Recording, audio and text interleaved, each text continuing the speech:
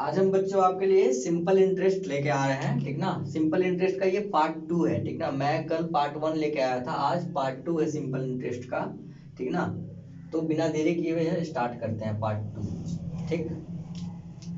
देखिए, कल तक मैंने ये पढ़ा था कि सिंपल इंटरेस्ट को कैसे हम फाइंड करते हैं।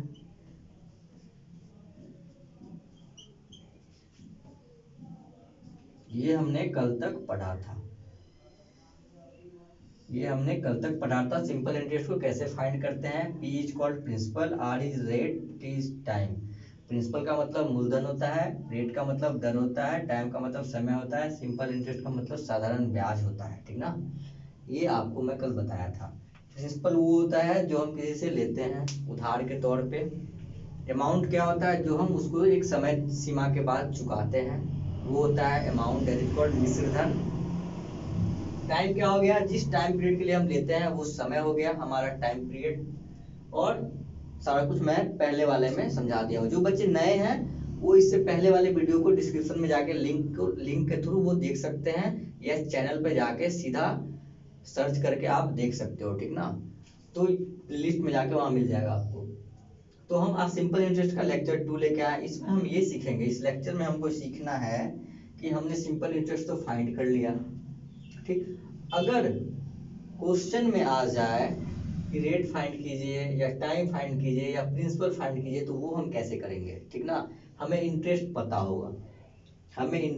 होगा, तो हम कैसे फाइंड करें। कल मैंने एक क्वेश्चन सॉल्व किया था जिसमें हमने P 10,000 लिया था। बच्चे सारा कुछ जो है ना, सब कुछ आसान है, बिल्कुल आसान है। बस हम क्या कर रहे हैं, आपको कॉन्सेप्ट को एकदम बिल्डअप कर रहे हैं। पहले कॉन्सेप्ट जब तक बिल्डअप नहीं होगा तब तक आप क्वेश्चन को अटेम्प्ट नहीं कर पाओगे।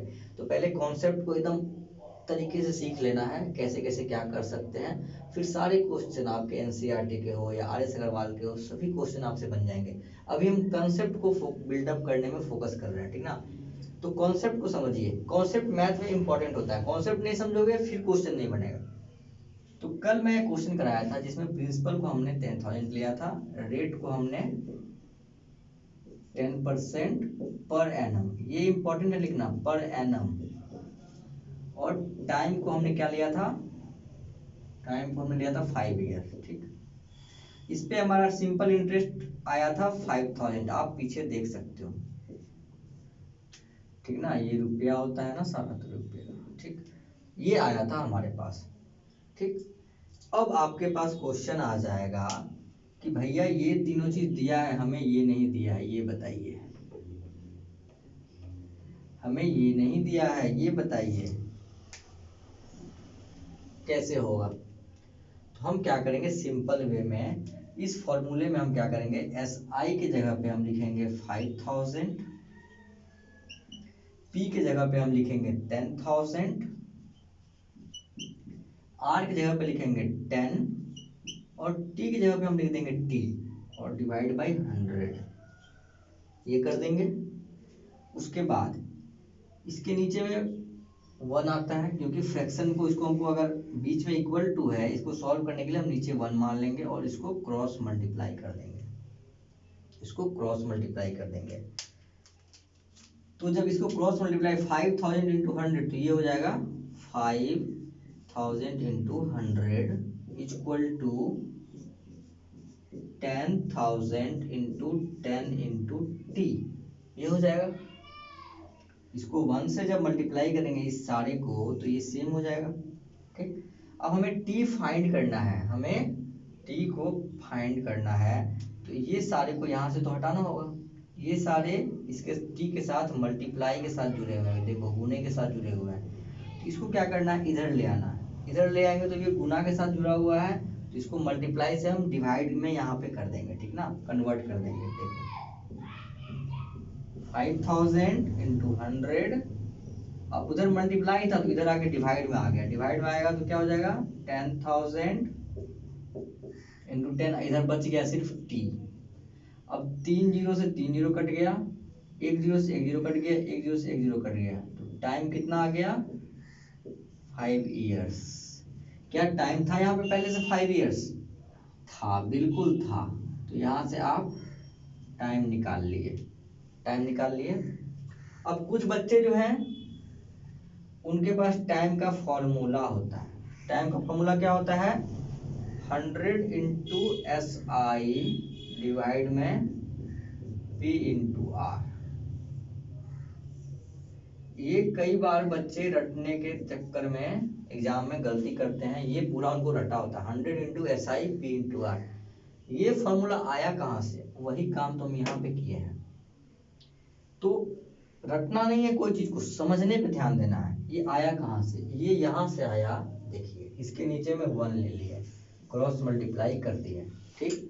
और 100 इंटू SI हो गया 100 इंटू SI बराबर P into R into T into 1, मतलब 1 से मल्टीप्लाई करने पे ये सारा क्या हो गया? सेम ही हो गया, P into R into T।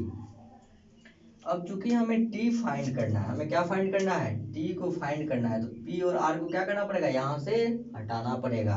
हटाएंगे कैसे? तो यहाँ मल्टीप्लाई में है तो इधर आके डिवाइड में हो जाएगा। 100 इंटू SI अपॉन में P into R equal to T। क्या वही फॉर्मूला बन के तैयार हो गया? T equal to 100 into SI P into R। तो इसी फॉर्मूले से एक फॉर्मूले से ये फॉर्मूला डिराइव हो गया है। और अगर किसी को याद करने में परेशानी हो रहा है, ठीक ना, तो वो सिंपल ये मेथड से यूज करके आप फाइंड कर सकते हैं बहुत अच्छे तरीके से।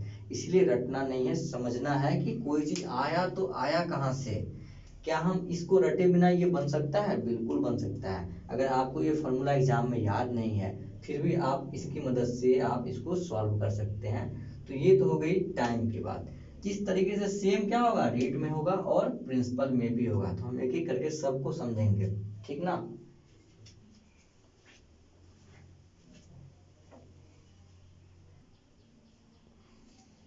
देखिए अब जो है, अब यहाँ से क्या करते हैं ना, हम रेट को गायब कर देते हैं, ठीक। हम रेट को गायब कर देते हैं। अब क्वेश्चन में पूछ दिया कि भैया ये 3 चीज आपके पास है, रेट निकालिए। तो ये 2 तरीके से निकल जाएगा। एक तो हम क्या करेंगे, सीधा जो मैं बताया था SI की जगह पे SI को डालो। SI यहाँ पे है तो SI आपके पास यहाँ 5000 क्वेश्चन में दिया रहेगा, इक्वल टू P क्या है हमारे पास? 10,000 इंटू R क्या है हमारे पास? तो R हमें पता नहीं है, निकालना है। R की जगह R दे देंगे, T की जगह हम 5 दे देंगे और डिवाइड बाई 100 कर देंगे, ठीक। अब यहाँ पे 1 ले लेंगे, क्रॉस मल्टीप्लाई करेंगे तो क्या हो जाएगा? 5000 into 100 is equal to 10,000 into 5 into R, ठीक। अब यहाँ पे हमें करना है फाइंड, क्या करना है? R फाइंड करना है। तो हम क्या करेंगे? 10,000 इंटू 5 को 10,000 इंटू 5 को इसके नीचे ले आएंगे, ठीक ना। ये सारा सिस्टम को क्या करेंगे? यहाँ से हटा के नीचे ले आएंगे। तो क्या हो जाएगा? 5000 into 100 divide by 10,000 into 5 equal to R। 3 zero से 3 जीरो कट गया, 1 जीरो जीरो कट गया, 5 टू जा 10। तो R क्या हो गया? 5 टू जा 10% पर एनम आ गया। पहले भी था 10% पर एनम, बिल्कुल था। अब एक चीज और ध्यान रखना है बच्चों, कि कुछ बच्चे होंगे वो क्या करेंगे। देखिए कुछ बच्चे होंगे, उनके लिए मैं बता रहा हूँ, वो 5000 इंटू 100 इसको गुना करने में लग जाएंगे। गुना बिल्कुल नहीं करना है, गुना बिल्कुल नहीं करना, लेंथी हो जाएगा, फिर आपको काटने में परेशानी होगी, आपका जल्दी निकलेगा नहीं आंसर। इसको मल्टीप्लाई के फॉर्म में ही लिखना है। यहाँ पे मल्टीप्लाई के फॉर्म में, यहाँ पे मल्टीप्लाई के फॉर्म में। ऐसा नहीं कि इसको पहले गुना करने लगना, फिर इसको गुना करने लगना पहले, उसके बाद जा करके R फाइंड, नहीं ऐसा नहीं करना है। इसको इस तरीके के मल्टीप्लाई के फॉर्म में लिखना है और लास्ट में लाके कट करना है सबको एक दूसरे से। तो आंसर के पास आप जल्दी पहुंच सकते हो, इस बात का ध्यान रखना है, ठीक। और एक तरीका है, रेट का फॉर्मूला यहाँ से निकाल लेते हैं। अब देखिए यहाँ से सिंपल वही बात है, रेट हमें फाइंड करना है। तो क्या करेंगे? 100 इंटू SI बराबर P into R into T। तो यहाँ से रेट पता लगाना है तो P और T को क्या करना है? इधर ले आएंगे। 100 इंटू SI बटा में P इंटू टी बराबर रेट। इस फॉर्मूले से आप निकाल लीजिए, इस फॉर्मूले से सीधा सीधा निकल जाएगा 100 इंटू 5000 SI जो है हमारा, P इंटू टी, पी क्या है 10,000 और टाइम क्या है 5 ईयर, तो 5 डाल देंगे यहाँ पे 3 0 3 0 1 0 1 0 5 2 जा 10 और यहाँ 5 2 जा 10% पर एनम आ गया, यहाँ भी आया और यहाँ भी आया, ठीक ना। तो दो तरीके से आप फाइंड कर सकते हैं, ठीक है। तो यहाँ से ये पता लग गया कि रेट अगर पूछेगा, तीन चीज दिया रहेगा तो कैसे फाइंड कर लेंगे, ठीक ना। अब हम नेक्स्ट में बात करेंगे प्रिंसिपल अगर गायब कर दे, प्रिंसिपल गायब कर दे तो कैसे बात बनेगी।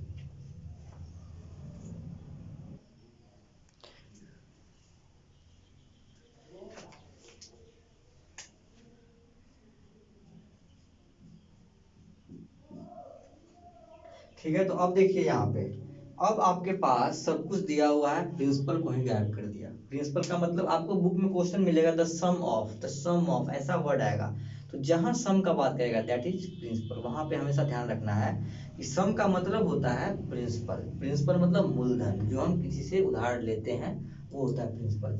अब यहाँ से प्रिंसिपल को ही गायब कर दिया, अब कैसे, तो सेम प्रोसेस, दो फॉर्मूला अभी तक बता चुके हैं, रेट का और टाइम का, उसी तरीके से प्रिंसिपल भी फाइंड हो जाएगा। देखिए SI की जगह पे SI का वैल्यू लिखेंगे 5000 इक्वल टू P की जगह पे P का वैल्यू लिखेंगे, P कितना है तो P है ही नहीं, निकालना है, P नहीं लिखेंगे।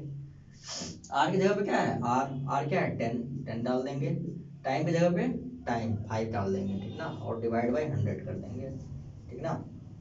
अब एक बच्चे को ये भी आपको मैं सिखा दे रहा हूँ, आज देखिए, अगर आपको ये बात नहीं पता है, इतना इस बात को ध्यान से सब सीख लीजिएगा कि ऊपर ऊपर कट जाता है, एक जीरो से एक जीरो कट गया, 5 से एक बार में 100 बार में ये कट सकता है, ठीक ना, ठीक ना। अब बचा यहाँ पे तो बच गया 1 1, कुछ नहीं बचा। अब P इंटू 1 इंटू 1 इंटू 1 क्या हो गया P, 100 इंटू 100, इसको इससे कर दीजिए गुना, इसको इससे कर दीजिए गुना, कोना कोनी क्रॉस मल्टीप्लिकेशन करना है यहाँ पे, क्रॉस मल्टीप्लिकेशन, इसको इससे 100 इंटू 100। अब कई बच्चे 100 इंटू 100 ऐसे नहीं कर सकते हैं, आप ये मत करने लगिएगा, ये बात को ध्यान रखिएगा।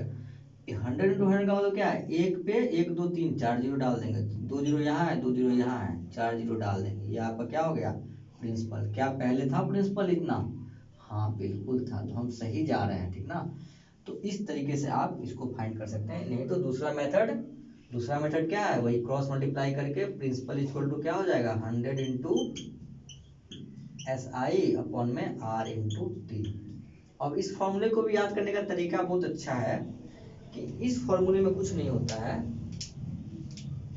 कि जो वैल्यू PRT में से जो वैल्यू यहाँ है ना, उसके अलावा दो वैल्यू को नीचे रख दीजिए बस। अगर P यहाँ है तो RT नीचे आएगा, अगर R यहाँ है तो P एंड T यहाँ आएगा, अगर T यहाँ है तो P एंड R यहाँ आएगा, ठीक ना। तो हम एक समरी डाल देते हैं, ठीक ना। समरी में हम आपको तीनों फॉर्मूला भी लिख दे रहा है, ताकि अगर कोई बच्चा फॉर्मूला जानना चाहे उसके लिए आसानी होगा। देखिए पहला फॉर्मूला आपको ये याद करना है, P into R into T upon में 100। दूसरा में क्या निकालना है, टाइम का फॉर्मूला SI इंटू 100 अपॉन में P इंटू आर। तीसरा रेट का फॉर्मूला SI इंटू 100, अब यहाँ पे पी आर है, ठीक ना, टी है तो पी आर आ गया, आर अगर यहाँ निकाले हैं तो पी और टी यहाँ आ जाएगा। उसी तरीके से अगर हम पी की बात करते हैं तो SI इंटू 100 अपॉन में पी अगर यहाँ से उठा लिए हैं तो आर टी बचा तो आर इंटू टी। तो इस फॉर्मूले की मदद से हम क्या निकाल सकते हैं, टाइम, रेट और प्रिंसिपल, ये तीनों चीज हम इजीली फाइंड कर सकते हैं। अच्छा एक चीज और, अगर इस क्वेश्चन में ऐसा दे दिया जाए कि यहाँ पे सिंपल इंटरेस्ट की बजाय कह दिया जाए कि अमाउंट है आपका 15,000। देखिए एक क्वेश्चन में हम सारे कंसेप्ट को बता रहे हैं, सीखना है आपको अच्छे से, आपके एक भी क्वेश्चन नहीं छूटेंगे, ठीक ना। प्रिंसिपल की जगह में अमाउंट दे दिए और हमें टाइम नहीं पता है, टाइम निकालना है, तो कैसे निकालेंगे? तो फर्स्ट ऑफ ऑल हम क्या करेंगे, टाइम निकालना है तो टाइम का फॉर्मूला क्या है, SI into 100 P into R. हमारे पास P दिया हुआ है, हमारे पास क्या है, हमारे पास P दिया है, P दिया है, R दिया है, R भी दिया है, सिर्फ SI नहीं है। तो हाउ टू कैलकुलेट SI, यहाँ पे सिंपल इंटरेस्ट कैसे कैलकुलेट करेंगे, तो SI निकालेंगे पहले। SI क्या होता है, अमाउंट माइनस प्रिंसिपल।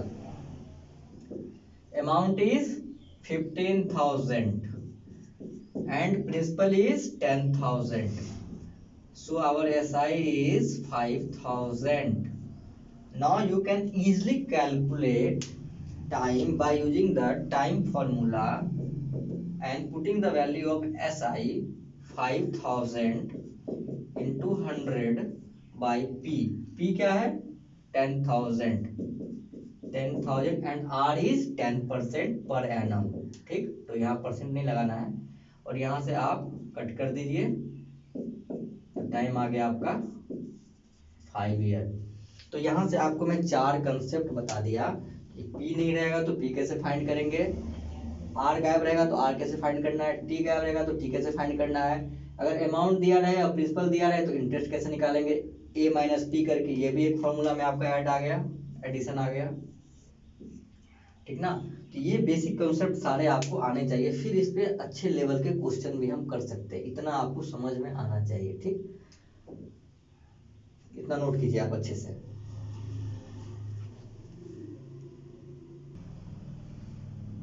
चलिए, अब यहाँ से आप इस 2 क्वेश्चन को करना चाहिए, आपको आना चाहिए ये, ठीक ना। जितना मैं कॉन्सेप्ट बताया उसी के बेस पे ये 2 क्वेश्चन आपको मैं दिया हूँ, ठीक ना। इस 2 क्वेश्चन को आप पहले सॉल्व कीजिए, पहले खुद से सॉल्व कीजिए वीडियो को पॉज करके, और उसके बाद अगर नहीं आता है तब आप इसको देख के हेल्प ले सकते हैं। चलिए मैं बताता हूँ कि simple interest is 1/4 of principal and time becomes twice, rate and principal are constant, the new interest will be, क्या होगा। कहता है कि सिंपल इंटरेस्ट जो है ना वो 1/4 है प्रिंसिपल का। तो अगर हम मानते हैं कि हमारा प्रिंसिपल x है, प्रिंसिपल अगर x है तो SI कितना हो जाएगा, 1/4, कितना हो जाएगा, 1/4 x अपॉन में 4, इतना हो जाएगा।